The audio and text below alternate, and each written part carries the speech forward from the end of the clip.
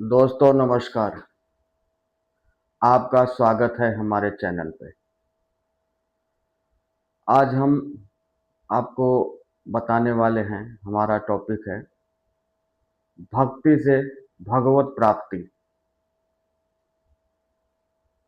दोस्तों गौर करिएगा और पूरा वीडियो देखिएगा। पूरा वीडियो देखेंगे तो आपको समझ में आएगा कि भगवत प्राप्ति कैसे होती है, कैसे प्राप्त होगी, क्या करना पड़ेगा, कैसा किस तरह हमें आस्था मन में रखनी पड़ेगी। दोस्तों आज हम आपको ले चल रहे हैं द्वारिकाधीश नगरी में। भगवान श्री कृष्ण जिस समय संसार में अवतरित हुए थे उस समय का प्रसंग आपके सामने प्रस्तुत करता हूँ। दोस्तों भक्ति का पराकाष्ठा, भक्ति कैसी होती है, कैसे किया जाता है, इसका जीता जागता प्रत्यक्ष सूरदास जी है। एक बार सूरदास जी ने मन में विचार किया कि कौन सा ऐसा कर्म किया था कि हमारा जन्म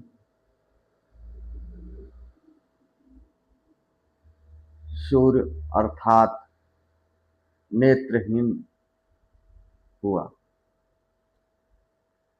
उनको नेत्रहीन पे बहुत कष्ट था। फिर उनके कानों तक बात पहुंची कि स्वयं नारायण सर्वशक्तिमान धरती पे अवतरित हुए हैं।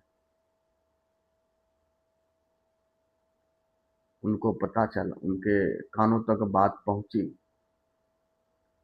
तो उन्होंने मन में विचार किया कि नारायण जब धरती पे अवतरित हुए हैं, हमें उनको दर्शन करना है।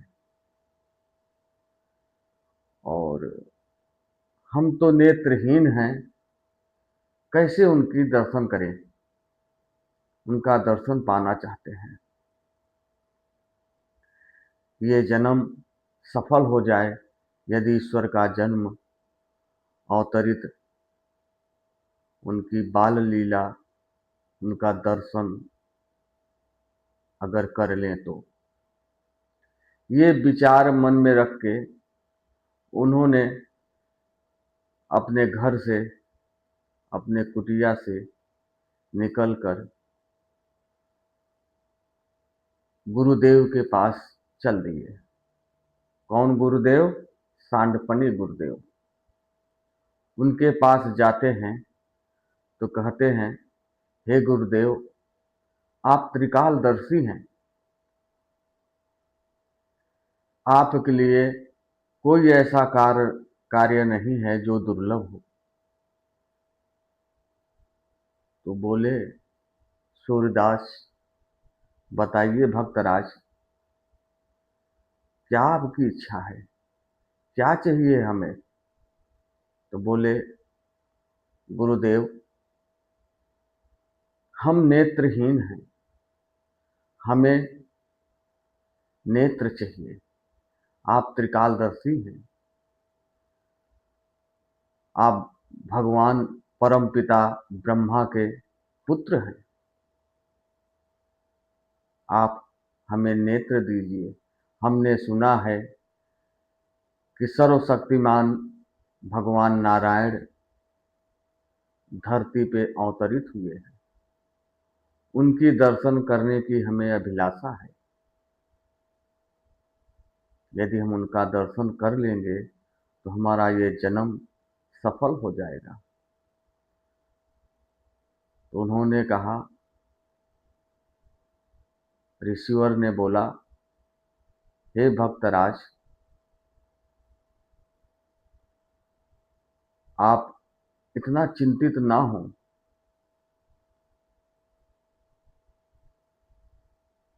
और आप अपने आप को नेत्रहीन क्यों समझते हैं? कहन हम नेत्रहीन हैं गुरुदेव, हमें नेत्र चाहिए, हमें ईश्वर का दर्शन चाहिए, हम ईश्वर का दर्शन करना चाहते हैं। तो गुरुदेव बोले, हे भक्तराज सुनो, इस त्रिलोक में, इस संसार में दो प्रकार के मनुष्य हैं। पहला अंतर्मुखी, दूसरा बहिर्मुखी। अंतर्मुखी वो इंसान है जो सब कुछ अपने अंतरात्मा से अंदर देखते हैं, अपने आप में देखते हैं।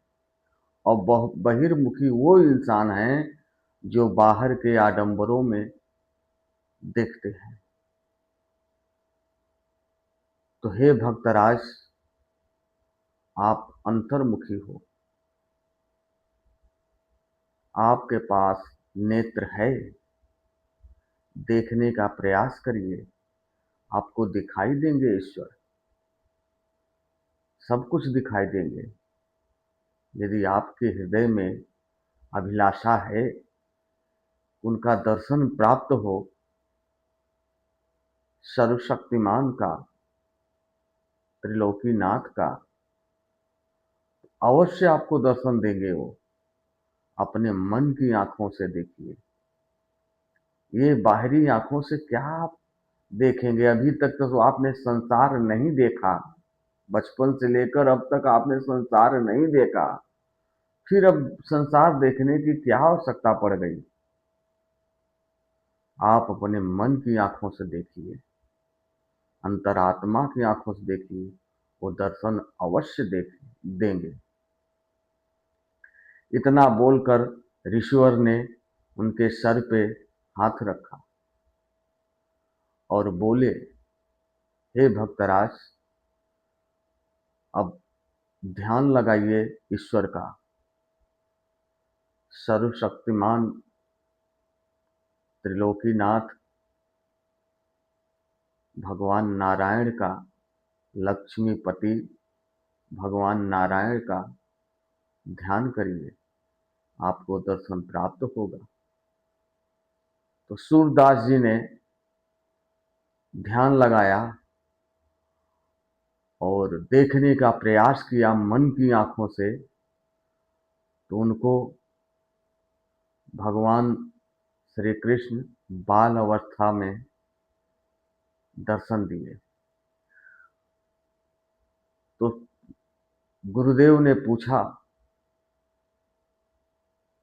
कि हे भक्तराज, क्या दिखाई दे रहा है आपकी आंखों से, मन की आंखों से? तो बोले, हमें ऐसा कुछ तो नहीं दिखाई दे रहा है, परंतु एक बालक दिखाई दे रहा है, उसके हाथ में बांसुरी है और वो माखन खा रहा है। ऐसा एक छोटा सा बालक हमें दिखाई दे रहा है गुरुदेव।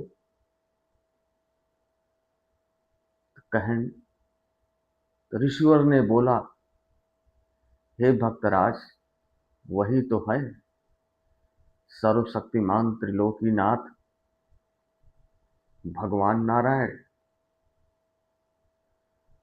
जब आपके अंतर मन से वो दिखाई दे रहे हैं, तो बाहरी आंख लेने के क्या आवश्यकता पड़ गई, क्या जरूरत है? आप मन से देखिए। सूरदास जी ने मग्न हो गए और भक्ति में विभोर हो गए और बोलते हैं क्या,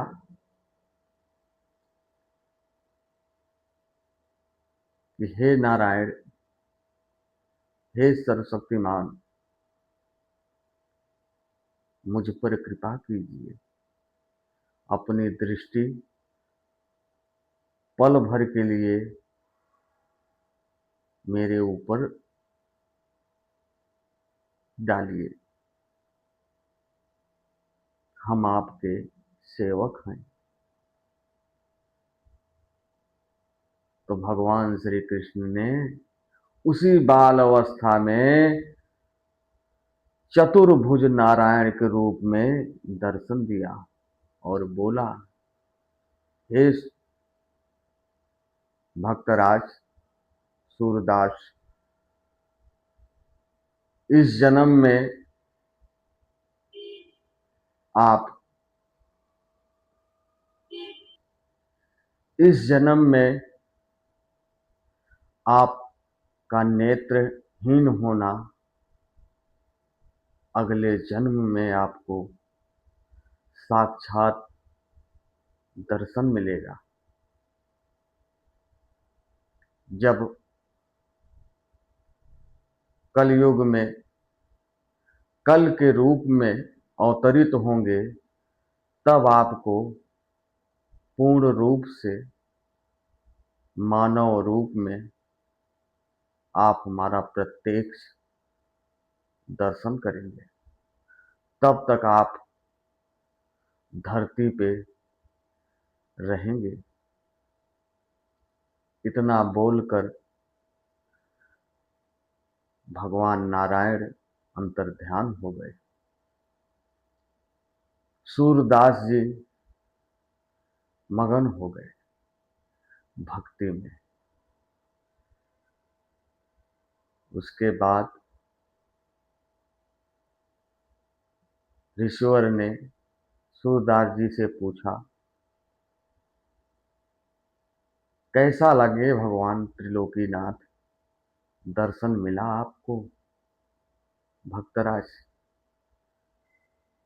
तो सूरदास जी बोलते हैं कि हे गुरुदेव, हमारा जन्म इस युग में भगवान अवतरित हुए हैं और इस युग में हम हैं, हमारा जन्म सफल हुआ। हम कभी मन में विचार ही नहीं आया कि हम ईश्वर का दर्शन कर पाएंगे, परंतु हम दर्शन कर पाए और हमें दर्शन प्राप्त हुआ। और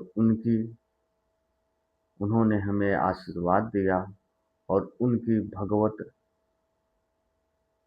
प्राप्ति हमें हुआ है, हमें वरदान दिए हैं कि हम कलयुग तक इस संसार में रहेंगे। ऐसा ईश्वर का आदेश है, भगवान का आदेश है। ऐसा बोल के सूरदास जी मौन हो गए। फिर गुरुदेव ने बोला, ऋषिवर सांडपनी ने, जो जिस नजर से जिसको देखेगा उसी तरह से ईश्वर दिखाई देंगे।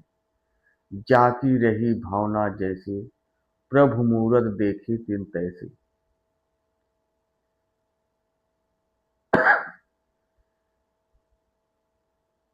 हे भक्तराज, अब जाइए, आप अपने नगर लौट जाइए और ईश्वर की आराधना करिए और उनका इंतजार करिए। जब वो कलयुग में अवतरित होंगे, फिर आपको प्रत्यक्ष दर्शन प्राप्त होगा। फिर सूरदास जी ने सांडपनी ऋषिवर सांडपनी के आश्रम से प्रस्थान किए और अपने आश्रम आ गए और फिर भगवान की भक्ति में विलीन हो गए। तो कहने का अर्थ है दोस्तों, यदि यदि आप सच्चे मन से, हृदय से, आस्था से यदि भगवान को पूजेंगे और भक्ति करेंगे, अवश्य आपको भी भगवत प्राप्ति हो सकती है। परंतु इसके लिए आपको अपने मन में भक्ति का ज्योति जलाना पड़ेगा। बगैर भक्ति की ज्योति जलाए भगवत प्राप्ति नहीं हो सकती। मित्रों, यदि आपको हमारा वीडियो पसंद आया हो, इसे लाइक करिए, सब्सक्राइब करिए, शेयर करिए और नज़रअंदाज ना करिए। जय माता दी।